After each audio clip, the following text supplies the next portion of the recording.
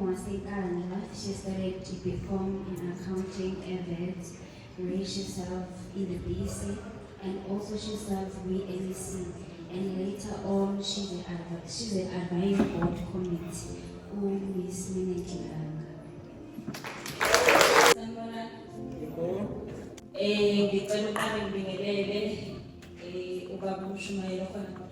In the Benkulio. Ngizocela ukuba ne-advisory board. Ngiyambona usisi ukhona nobaba umswelo wesikhulumi sethu sanamhlanje. Siyabonga kakhulu. Ngizodlula ngibingelele ubuholo ophezulu benhlangano okuyi-NEC. Ngibingelele ubuholi bama-branch and ngizobamayazi. Ngicela ukubingelela the incoming BEC members. Bese ngibingelela nawo wonke amalunga enhlangano yethu enhle enathesa. Yes. Ngiceliwe ukuthi ngizokhuluma, and I think kuthiwe ngizokhuluma about personal experiences with inathesa.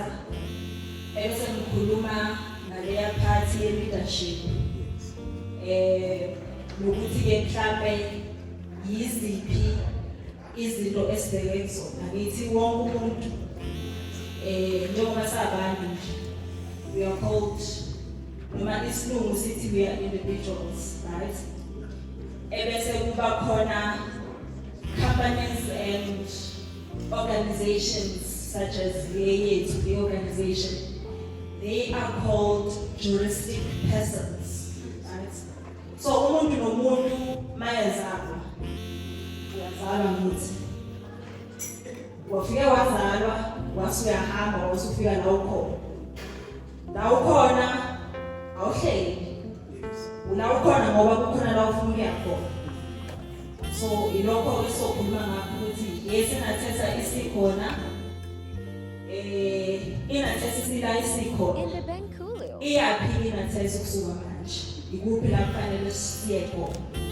Siyajabula basibona ama-branch ekhula because kusho ukuthi akuzukuthi i-branch yonke kube ukuthi yonke i-branch iyi-BEC.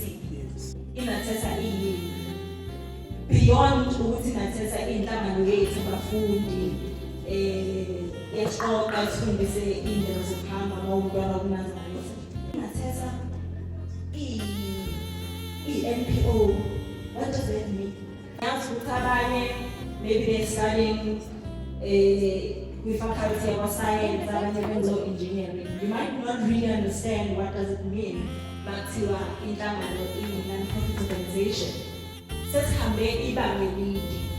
Sesifike la ukuthi khona ithini constitution. Athina ama-objectives walenhlangano.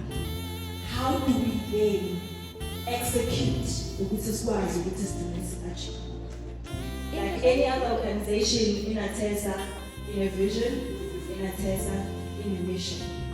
Ngifuna ukushare nokuthi faith is a substance of things hoped for. Right? Ngifuna ukushare nalokho ukuthi as much as sikhona kwanathesa singamaNazaretha, siyingane zamaNazaretha sikhuliswe ngokuNazaretha. Inathesa ikhona ukuthi isiqoqe show ukuthi sisahamba ngomgudu ofanele. Kodwa into oyidingayo uma uyinazaretha noma uyingane yokuNazaretha udinga khona.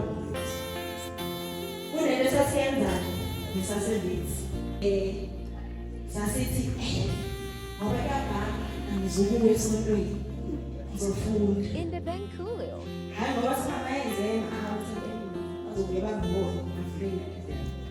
Ngicela ukukuchazela ukuthi uma uke wangaya ethempelini ngoba uyafunda uyabhala uzoshawuna adlula 9 shawula 11 ipetrol ngasekuseni ashawula 12 imenyeza izinkonzo zasemini uzoshawula 3 ingenzanga lutho.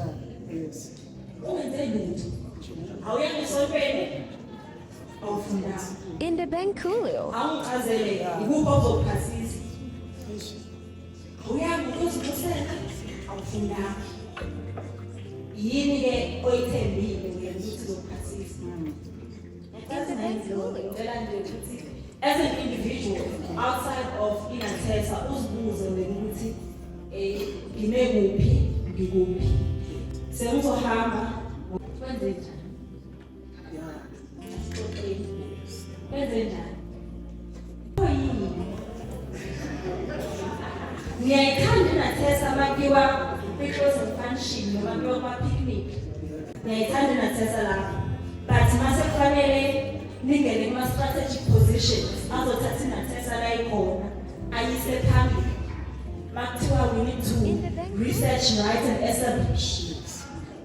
Makuthiwa we need to have ama-institutions afundisa ngonkolo yobuNazaretha afuni ukuba lawo ngithi why. I need you guys to understand the power or the intelligence eninayo eniphathiswe yona to influence and impact. So ngicela nabaleki ngithema ngiphuma kwinathesa ngosebenza kwi-workspace. So i-passion yami iku-education. Ngithema ngifika kwi-workspace ngafika ngathola ukuthi there's a difference between leadership and management. You can be a manager because ufundile and ama-qualifications wakho ayakuvumela ukuthi ube ngaphezulu komuntu ngokwehierarchy ngokwe-management. But leadership is something else, something different from management. And because I had been in leadership when I test, what cultivated me to try and understand what does it mean to be a leader. I then went and did some course in analyzing leadership and leadership theories in the workspace. Ngiyafisa ukuthi ngiyajabula ukuthi elisekhona la endlini namabhilisi akhona. Ngiyafisa ukuthi mangabe kunenkinga kuyadinga ukuthi ustrategize In the Benkulio.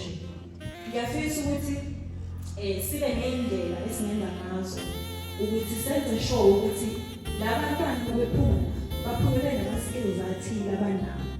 Njengoba befunda bafundela ukuthi babe kuma-management positions. But what can we do to make sure that when they get to those management positions, they are equipped with leadership skills as well? In the Benkulio.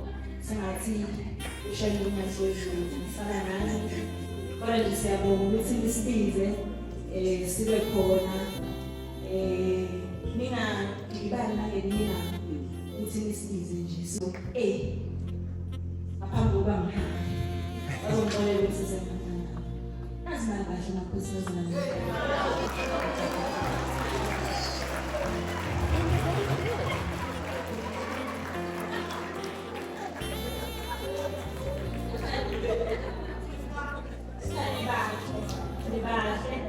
And I had a small spoon in this. But the tiny bag, this particular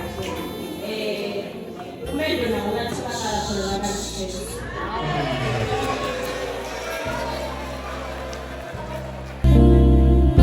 In the Benkulio.